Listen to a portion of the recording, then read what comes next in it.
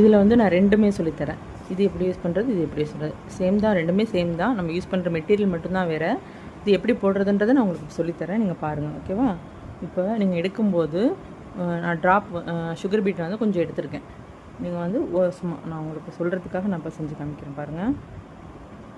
ஒரு sugar beat எடுத்துகிட்டு drop பீட்டில் கீழே எப்படி எடுத்துருக்கேன் பாருங்கள். இந்த மாதிரி எடுத்துக்கோங்க, இது மாதிரி. ஓகேவா? இது மாதிரி எடுத்துகிட்டு ஃபஸ்ட்டு இதில் நீங்கள் இந்த பக்கத்தில் இங்கேருந்து இந்த பீடுக்கிட்டேருந்து நான் எடுக்க போகிறேன். பீடுக்கிட்டேருந்து ஒரு த்ரெட்டை வெளியில் எடுத்துட்டேன். த்ரெட்டை வெளியில் எடுத்துகிட்டு இந்த இடத்துல வச்சுட்டு ஒரு லாக்கு, இந்த இடத்துல வச்சுட்டு பக்கத்தில் ஒரு லாக் ஸ்டிச். இந்த த்ரெட்டை எண்டு நாட்டெலாம் போட வேண்டாம். திரும்ப அந்த த்ரெட்டை வந்து மறுபடியும் அப்படியே இப்போ ஸ்டார்டிங் இடத்துக்கு நீங்கள் ஆரம்பித்த இடத்துக்கு இங்கே கொண்டு போய்ட்டு மறுபடியும் ஒரு ஸ்டிச் இங்கே இன்னொரு லாக் ஸ்டிச் இந்த இடத்துல போடணும். சரிங்களா? ஃபஸ்ட்டு இங்கே போய் ஒரு த்ரெட்டை லாக் பண்ணிட்டு திரும்ப குட்டி செயின் போட்டுட்டு நீங்கள் அடுத்து மறுபடியும் அதே மாதிரி ஒரு சுகர் பீடு இந்த ட்ராப் பீடில் பேக் சைட்லேருந்து எடுக்கணும். சரிங்களா? மாற்றி எடுக்காதீங்க. உங்களுக்கு எந்த மாதிரி வேணுமோ இப்படி எடுத்திங்கன்னா தான் இந்த இடம் வந்து இந்த இடத்துக்கிட்ட போகும், பேக் சைடு வந்து வெளியில் வரும். சரிங்களா? அதனால் நீங்கள் ஆப்போசிட் சைட்லேருந்து இப்படி வர மாதிரி எடுத்துக்கோங்க. இப்போ பாருங்கள், இதை போட்டுட்டு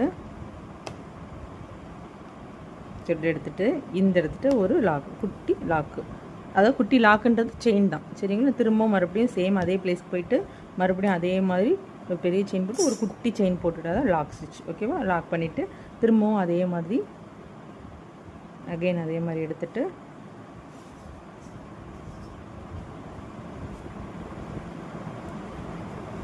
இந்த இடத்துல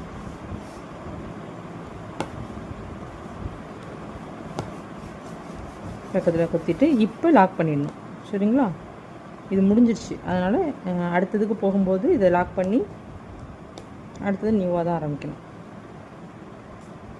எண்டு நாட் போட்டுட்டு இந்த த்ரெட்டு தெரியுதில்ல, இந்த த்ரெட்டு தெரியாமல் இருக்கிறதுக்கு என்ன பண்ணணும் அப்படின்னா இந்த மறுபடியும் இந்த த்ரெட்லேருந்து மறுபடியும் ஒரு எண்டு நாட் போட்டோம்னா இந்த த்ரெட்டு வெளியில் தெரியாது.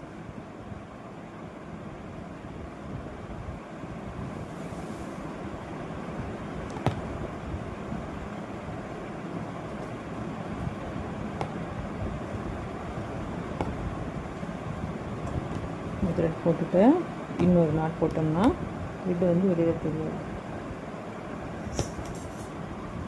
ஓகேவா?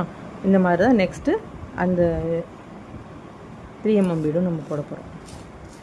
அதுவும் சேம் இதே தான் பாருங்கள்.